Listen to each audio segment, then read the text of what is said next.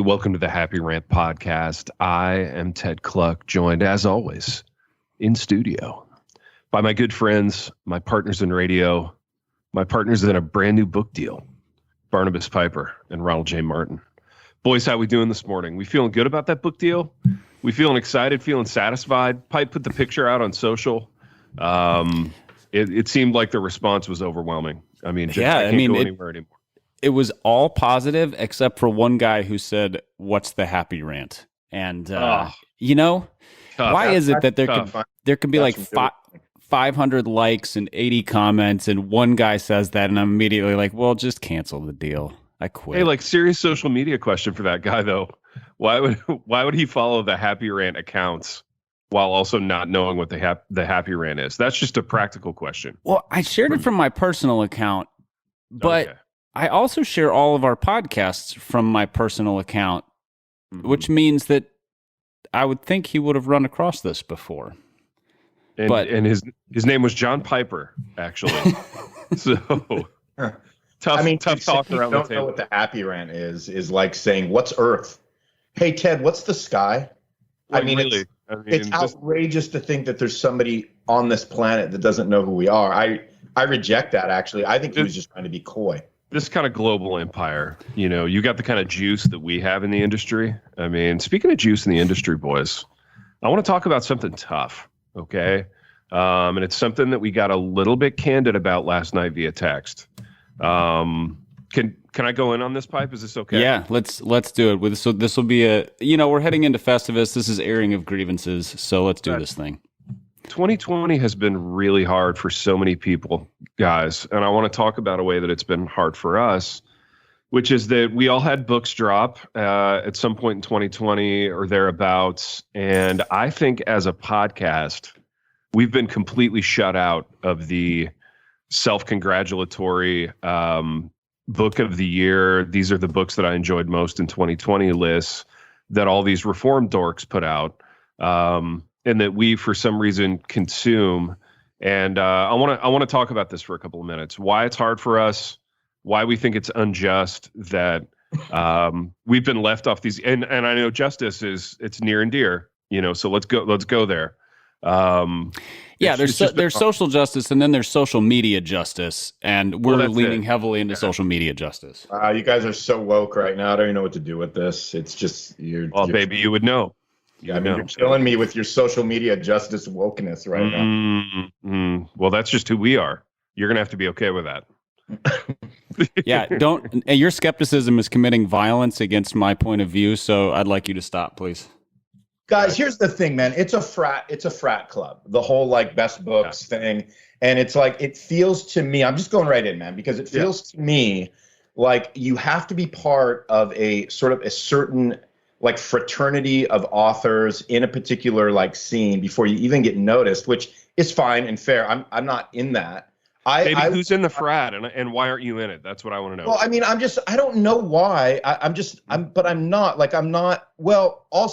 writing, I'm not writing a lot of books, and I'm certainly not writing super geeky theological books, that are kind of oriented around finer points of sociology and all those types of things. I mean, my last book was an Advent book for kids that dropped in 2019. Granted, the only Advent book that dropped for kids in 2019, but it didn't quite get a mention, which is fine. Maybe you ought to corner on that very niche market. I felt like I cornered the market that year because I literally did.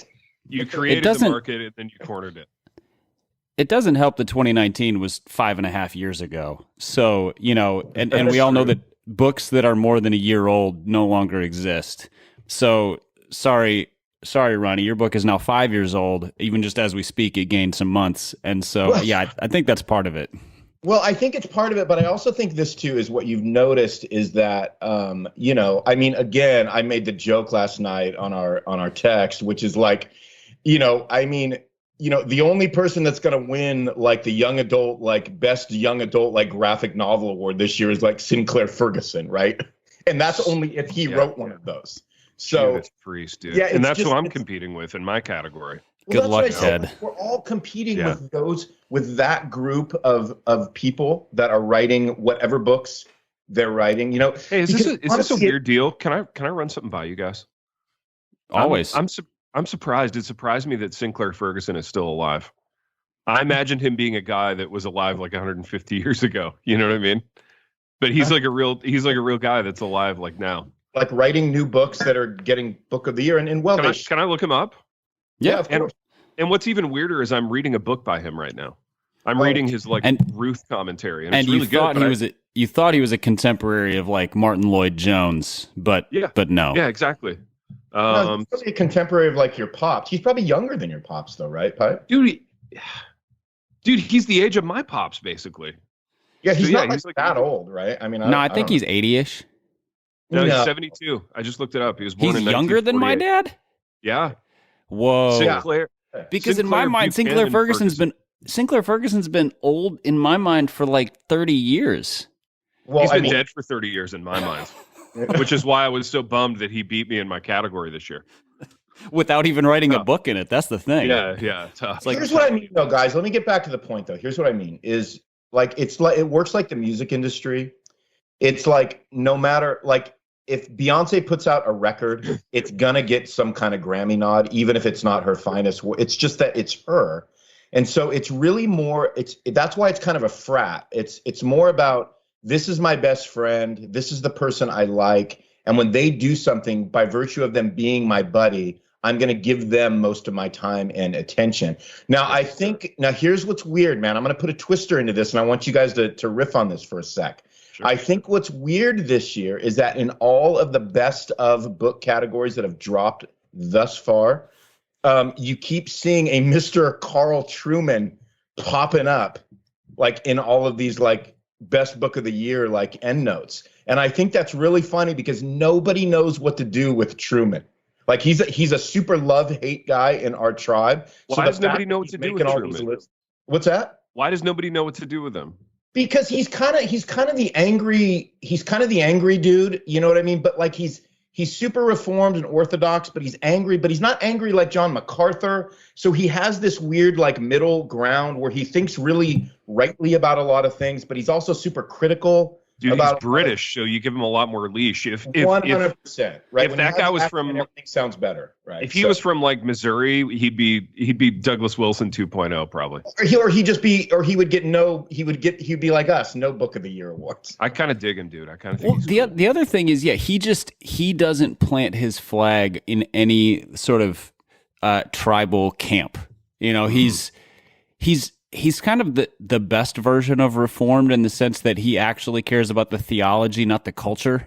And so he just sort of writes what he writes, and he doesn't care what people think.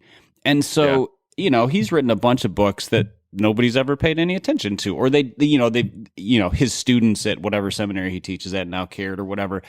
And then he finally wrote one that touched a nerve, and it's tops on all of the nerdy Reformed lists. And what's it about? I haven't read it. My understanding is that it's sort of about the looking at how modern people view the self versus the way it has been viewed in history. So now we get to define our own self, we get to define our own gender, etc., and how that's sounds just like sort of a massive departure from anything that is supposed to be real and true. Yeah, he lined up the cultural moment right now for sure. I mean, the topic is like just on track. You know what I mean? It's like on pace with what we're all talking about. Shout out Carl Trueman, man. What a beast. Yeah. CT. Piper, I have a question for you. I want to know, and Ron, you had a question in there too, didn't you? Did we get sidetracked by the Carl Trueman thing? What was your question, baby? I don't want to step on it. I don't know if I had a question. I think I was just commentating. I have a question for Piper about the fraternity. Who's in it? I did have a question. Maybe what was your question, baby? But maybe it's your question, Ted. So I said last night in the thread, man, I said, and this was not an insult, by the way, Pipe. This was like legitimate, because I don't think there's anything wrong with being in the frat. It's just, I don't know, I'm not in it, Yeah. But I would have thought that you were in it, and I'm not saying squarely in it, but I would have thought, I think TK would have thought this too, like you're kind of in that, Pipe, Yeah, so my question to you, Piper, that's good, baby. Who's in the frat? How do you get in it? And why aren't you in it? Okay, so I don't know what order I should take those questions in. So who's in it? Yeah. How do you get in it, and why am I not in it? Yeah. Who's in it is we'll just call it the Gospel Coalition frat, because they're not a very big circle, but they're the biggest circle of reformdom, and the easiest to get into if you're interested. But the way you get into it is by writing in a very particular vein. It is Reformed theology as it applies to whatever cultural thing you're discussing. Or you can go to one end or the other and just kind of go theological nerdery, So for example, a friend of mine today wrote there, and it's basically a biblical commentary take on verses out of Revelation, so the kind of thing that none of us would ever write. So that's how you get in on it. And I don't, so I don't write that. You have like the Brett McCracken, like Reformed theology, and Terrence Malick. You've got the guys who are like Reformed theology in minor league baseball, which could have been us, Piper. Yeah, goodness, if God's sovereignty and baseball, though. God's sovereignty and not making the major leagues and things like that. And then there's a ton of like church leadership kind of stuff that lean into the more pastoral than the leadership strategy, but they're kind of, there's a lot of church leader stuff in there. And so, none of us write in that vein. So that's why we're not in it. And the other thing is, here's the other reason that I'm not in it. I haven't tried to be, I'm not trying to, I don't pitch stuff to Gospel Coalition. This is going to sound super arrogant. Years. If they want me to write for them, they can ask. They have my email, they have my phone number. Like I'm on good terms with them, but they don't ask. Mm-hmm. And so, I don't pitch stuff to anybody. Mm-hmm. I really don't either. There was a time when I would have, because I felt like I have to, establish myself as a writer. And at this point, I'm just like, I'm not going to go volunteer to do work for no money, where, for a place that will also edit my work to sound like something I didn't intend it to be. Totally. And so that's a piece of it. The other thing is, I do a podcast with two guys where we make fun of the Reformed world for all of its idiosyncrasies, even as we live within it and are very content within it. But we look around and we go, this is a weird place. They are not comfortable, generally speaking, being told you are a weird place and you do weird things. So not a lot of sense of humor, no self-deprecation. I think that's kind of why we live on the outside. Yeah, I think that's really well said, Pipe. I mean, it really is. And I wonder, because this podcast is so huge, I wonder if it's made us even like just more of kind of a known like outlier. Like there's a sense where it's like, I mean, man, I feel like we are so harmless in everything we do. I want to state that for the record. I think everything we do is completely harmless and ridiculously PG rated. But at the same time, when you talk about kind of the tribe that we find ourselves on the outside of, like, you can't say that about that tribe at all. You know what I mean? They're very serious. They take themselves very seriously. Mm. And I think we find some joy and some funniness and some humor in that, right? Even though we're saying, hey, we line up with you theologically and all that kind of stuff. So I think it puts us it might put us, this is what I'm trying to say, it might put us at more of a disadvantage than we think, because some people might not understand that we're saying, hey, we're making fun of you as being one of you. And they might just think, oh, they're critical.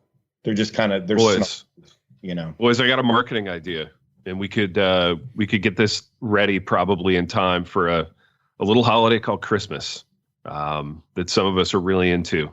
Here's my idea. We start our own fraternity. Whoa. And we make like fraternity shirts. And the reason I say this is we've rekindled our relationship. We've renewed our vows with a company called Missional Wear. And Missional Wear, they're hard at work right now as we speak. They're in the lab, like cooking up a whole new batch of promotional items for the Happy Rant. I think the Happy Rant fraternity T-shirt needs to be one of them. I don't know what the Greek letters for HRP would be, Happy Rant Podcast, but we need those on a T-shirt. Stat. You guys would know because you're men of the cloth. What do you think of this idea, Happy Rant fraternity branded gear? Are we in? I mean, we are anything if not a fraternity, right? I mean, we have established that about ourselves, our listeners, the culture we've created, the world, the earth that we embody as. And we're frat guys, basically. I mean, our ethos is that of frat guys. I would like to push back a little bit on this idea. I cringe at the idea of being associated with fraternities. Could we make it a society instead? Well, I agree, Pipe, but the fact that you pushed back it causes confusion on why you're not in that group we just talked about, because that group just loves to push back on everything. So come on. Yeah, but apparently I push back on all the wrong things and don't agree with them on the right things. I guess you push back on them too, and you can't do that. Dude, what's on their Mount Rushmore of things to push back on? I think this is interesting. Oh, the things that they will push back on? Yeah. I think C.S. Lewis is one of them. Like when you get your like card-carrying reformed guy card, when you're a reformed adult, like having some concerns about C.S. Lewis is like, that's up there. That's on the Rushmore. No, BT, are you saying like what can't we not push back on them about? Like what are the no-nos? Well, no, what do they love to push back on? What do they push back on? Oh, the C.S. Lewis thing is interesting though, because nobody loves C.S. Lewis like reformed guys, which is they love him, but they love to find concerns too. Right, but the least reformed guy ever, C.S. Lewis. They treat C.S. Lewis like a doting parent treats a misbehaving child, where the concerns are like, oh, I mean, we know he didn't really like reformed theology.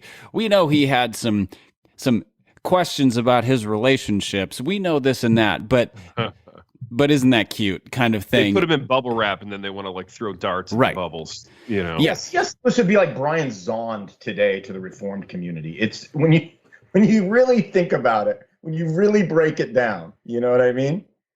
I don't know who that is, baby. Oh, okay. Who is it? I mean, just kind of a card carrying like Arminian, kind of little artistic, slightly mystical. Yeah. Loves to talk about the violence of the atonement and kind of scoff at it, things like that. Oh yeah. Like Richard Rohr tries to be nice with reform dudes, but he's pretty clear in saying, hey man, you guys are way too angry. I mean, he's right about some of it, right? You guys are way too angry, and you guys are way too staunch and stern, and Dude, the second monument on the Reformed Rushmore of things to push back on, Pipe's dad. Having a few little concerns about Pipe's dad. I think that's on the Rushmore, right? Yeah, because and especially because my dad is, one of the foundational Calvinist cultural formation dudes who also is very willing to talk about issues of race and social justice. And so like my dad has multiple things that people can be very concerned about. They're like, I love his theology, but he said this about social justice. Or on the flip side, you get people who are kind of moderate complementarians who love to be offended by his much more staunch complementarianism. And so that's you guys. Oh yeah, there's some of these things that I would that would be my stance towards my dad. I would call myself a much more moderate complementarian, and he's less moderate, and we don't necessarily agree on all of that. Yeah, dude. So going to seminary, hitting like age 33, and then starting to front Pipe's dad. That's part of the reform guy approach. Timmy K is on the Rushmore. Having some concerns about Timmy K, although that one's almost too easy. But so here's the funny thing is Tim Keller is one of the founders of the Gospel Coalition, one of the driving forces behind it. And the TGC crowd, a significant percentage of them have turned on him for his general even-handedness and willingness to not be a colossal jerk theologically. Yeah, and he's a lib because of those are things. Horrible qualities in a person. Yes, terrible. I mean, Timmy K has always, Pipe, he's always been accused of being on the left side of things, even though he's theologically conservative. He's always been considered more socially liberal. That's something that people have leveled at him, probably because of where he's from, where he's done ministry all these years. But I think he's conservative and right enough in all the categories to where he's been largely embraced by Reformdom. But for those who are obviously leaning way more, and this used to be a pushback to the MacArthur side of Reformdom. They just ain't got no time for Timmy K these days. Right?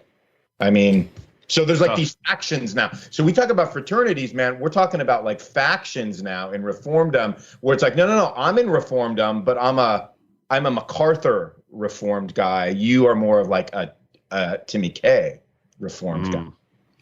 And my favorite thing about that is that none of it has to do with actual Reformdom. Like, Reformed has come to mean something utterly unrelated to what it actually means. Like, words we've just completely redefined it. I don't understand it at all. Something kicked in for me a minute ago in which it made me hate the world and hate us. You know what I mean? Like that feeling started like 1 minute ago. We don't have time for you hating on us right now. All right, let's talk about Christmas so that Ted can talk about something else that will make him hate the world or possibly put a smile on his face. We got to get into Christmas. Dude, flesh it out. What made you, what's the thought? About Christmas? No, that made you hate us and them and the world. Well, dude, just all these like factions of Reformdom and the fact that this is a thing that we can put words to. It's kind of depressing. You know what I mean? It's depressing. It's depressing because anytime any movement gets too much steam and too much energy, it starts to like eat itself from within. Arguably too much celebrity and too much money and too much influence, maybe? Yeah, too much celebrity, too much money, too much influence, which is just us being wounded because we're not enjoying much of the celebrity and money and influence. So, well, you can say that. Let's not say that out of embarrassment, though. Let's just say it out of like, that is the reality of like, there's only room for like 5 real famous guys in any movement, right? So true. Yeah. The odds of us being Tim Keller, John, Barnabas is, he's guilty by association. So, so it's not even that. It's just like what we can do without any cynicism or bitterness is we can stand at least a little bit on the outside like we do and just say, hey, man, we love these guys, but we also can recognize kind of the downside to what happens when you become, when you become a lot of people's daily cultural moment. You know what I mean? Yeah. I don't know. It's like, there's a lot of things that go wrong when popularity and influence and power, kind of become the centralized theme that drives those things. And it doesn't mean it's always corrupt at all. I stand behind TGC. I love TGC. I've always been a huge fan, whether they pick my Advent book for one of their books of the year or not, but man, but what you just said that was true though, T, like there's danger in these things, because any time a movement becomes a movement and then it starts growing, it inevitably is going to faction out because there's almost nowhere for it to go because you can't when there's no like president, technically, it can't stay unified in that sense. Yeah. And maybe it's not something that's supposed to stay unified in all the ways that we think unity's supposed to happen anyway. It should be a diverse movement in some respects anyway, right, Pipe? Yeah, and I think the other thing is that like TGC was designed to be kind of, we agree on these big buckets and we kind of agree or disagree with graciousness on these secondary issues. Doing that well requires like a real significant centralized sort of culture and leadership. And TGC is kind of 2 things. There's like the conference, which exhibits that fairly well, but we haven't seen that in a while because COVID. The other is the website, which doesn't seem to have any relation to that at all, but it's their bigger presence. And so it's not disagreeing with grace. It's just generally kind of a bunch of different opinions. The comments are a hot mess of people being not nice. And so there's not a centralized, like, this is what we put out into the world.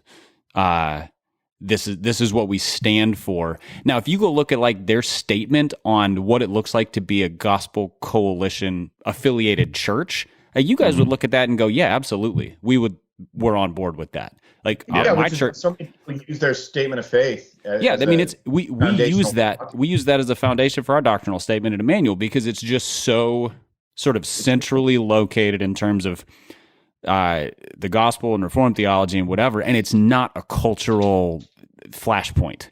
But beyond that, it just, we're not.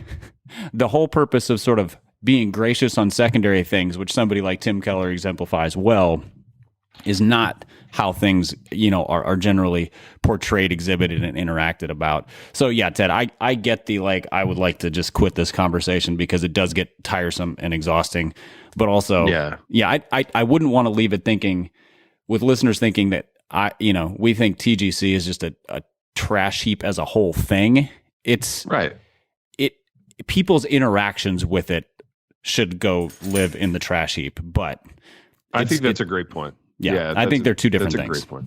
Yeah, absolutely. Well said, Pipe. Way to put a finer point on that, for sure. Okay, boys, let's do a couple minutes on Christmas. I feel like this is something we always do. I feel like Piper sent out something to the group chat last night that was funny about Christmas, and it was these minimalist nativity scenes. Because this is radio and not television, I'm going to try to describe what these are. So imagine a real nativity scene with like Mary and Joseph and Jesus and some animals, maybe some wise men in a manger. This minimalist nativity scene was like a block of wood, 2 other blocks of wood in a circle, and that was it. Yeah, it kind of looked like marbles and a this wooden is supposed box. to really put your heart into a posture of worship as you think about Jesus, the incarnation, Mary and Joseph, and what happened in the manger that night. I know that just seeing that block of wood adjacent to the 2 circles was really moving for me. I know something stirred in my spirit when I saw that. And it was, where do I buy that so that I can photograph it and look cooler?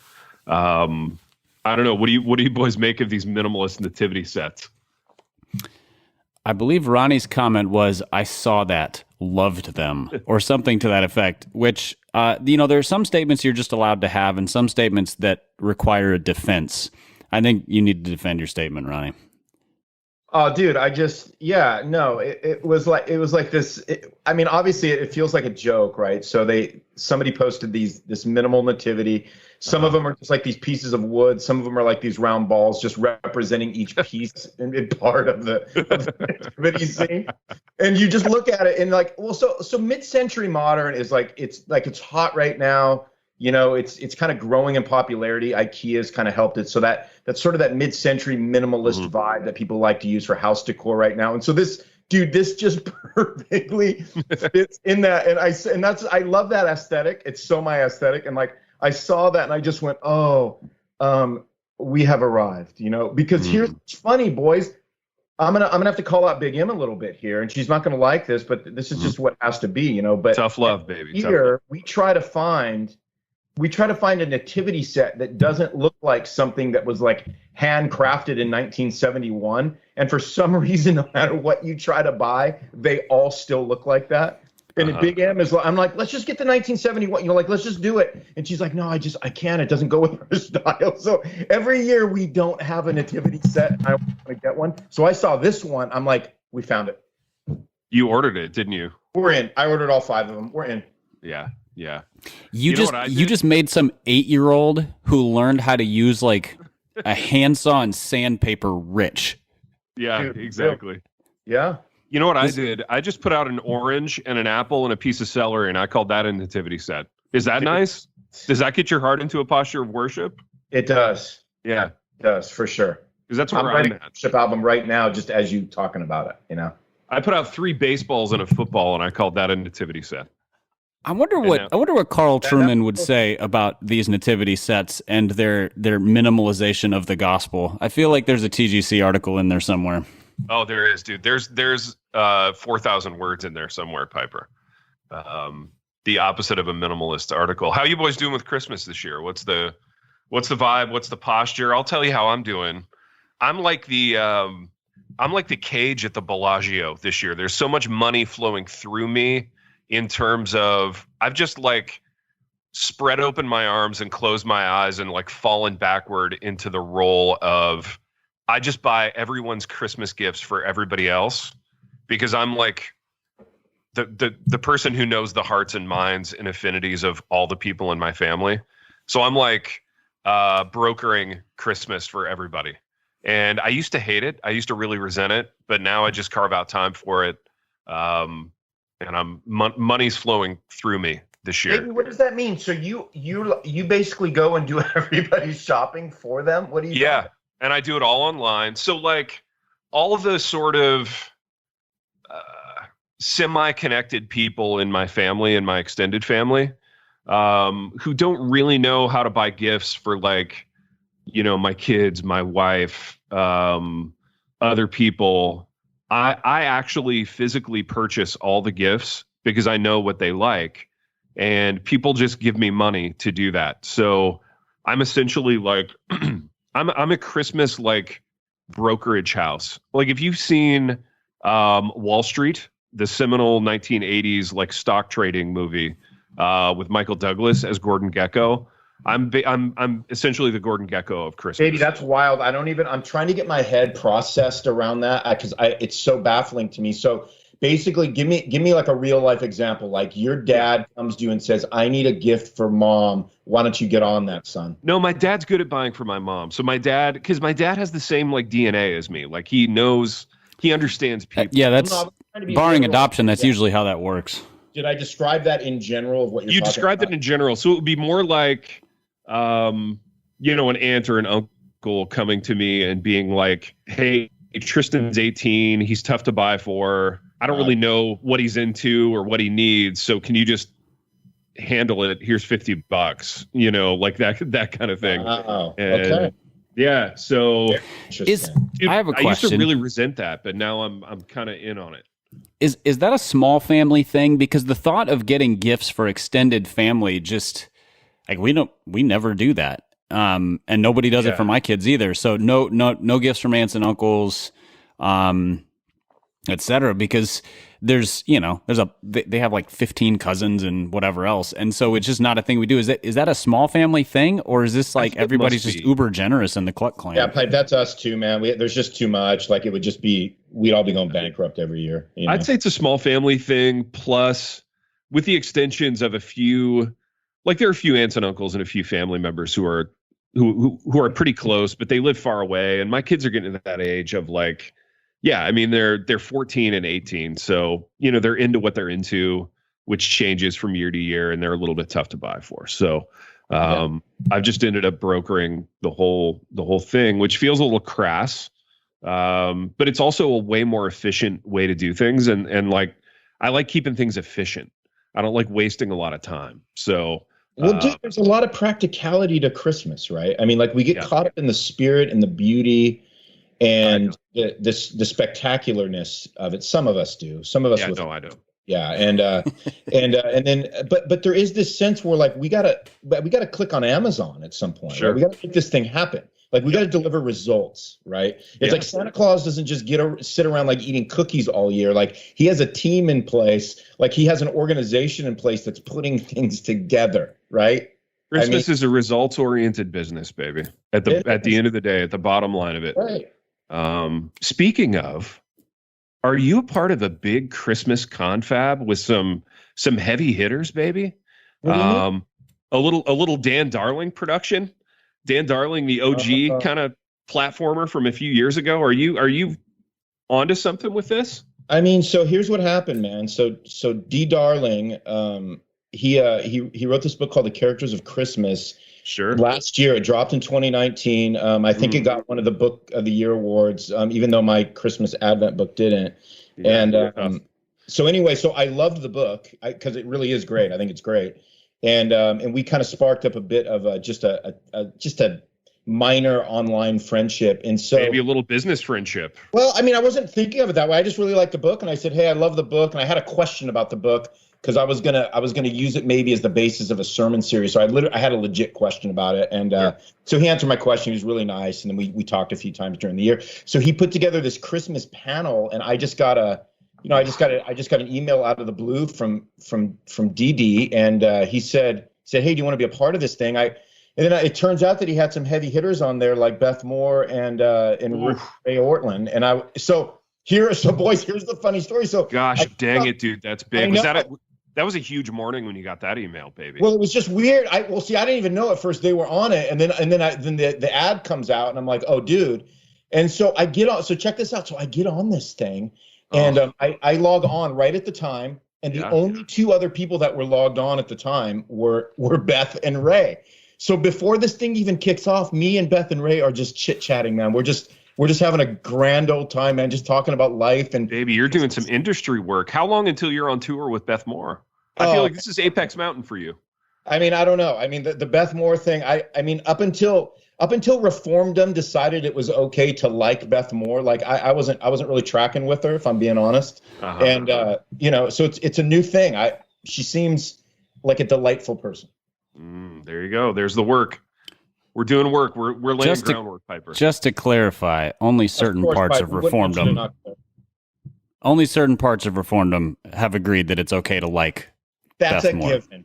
That's a given. But maybe we can start saying that those other parts of Reformdom aren't really Reformdom. I have no opinion on Beth Moore. I mean, like, I know that she's alive, which is more than I could say for Sinclair Ferguson 20 minutes ago. Which, shout out Sinclair Ferguson. I hope he's not offended by the fact that I assumed he's been dead for 30 years. Yeah, avid listener, you caused problems with that one. We lost a listener. I hope that doesn't hurt our sponsorship deals in the future. But Sinclair, we love you and we know you're listening. Please don't. Deal. Pipe, how's Christmas shaping up for you, baby? Well, I was mostly just thinking that the phrase Christmas panel, I don't know that anything would interest me less than seeing something tagged Christmas panel. I mean, Pipe, that's the least surprising thing any of our listeners will ever hear you say. Well, no, I thought of one thing. If it had been called a Christmas webinar, I would have jumped ship even faster. Yeah, exactly. I think it was called that too. Oh my gosh. And here's the thing, like all of the people who were involved in that, I know and like to, or know to some degree and really like. And I still, like, you couldn't pay me money to tune into a Christmas panel. Dude, how much would they have to pay you to get you to sit through an hour and a half of a Christmas panel? $50? Would you do it for 50? An hour and a half? Hour and a half. No, I wouldn't do it for 50. Dude. No, I wouldn't do it for $50. You wouldn't do it for $50? No. I might be in for 50, but I doubt it. I think for like $100 and like a gift card to my favorite restaurant, I would consider it. But there you go, $100 and dinner. It's like T being fascinated right now that I wouldn't watch an NFL game on Sunday night. It's like it's the least newsy news of all time. Well, no, dude, I think it's a little different because you would never have watched an NFL game, but an NFL game is it is a bankable product that people have been watching and spending money on for 70 years. Whereas the idea of a Christmas panel is a fairly new product that I think Pipe and I are left scratching our heads and wondering, like, who is it that's opting in for this? You know what I mean? But I think we all know that, like, you boys. From now until the end of time, you would just never opt in for something like that. I like Christmas, but I'm not ready to listen to like four, talking heads like platform about it. Like it's just not. You know what I mean? Like there's a disconnect there. The other aspect of this is that while it's not news that to listeners of this podcast that I don't care about Christmas festivities. There's a lot of moral pearl clutching about Christmas festivities. So, for example, when I say I don't really like most Christmas movies, I don't really like Christmas music, I would never watch a Christmas special of any kind on any screen if left up to me. People look at me as if I said, I enjoy clubbing baby seals. Whereas if you say, I will never watch an NFL game on any screen, people look at you and go, oh, he's just into other things. Like, he has other interests.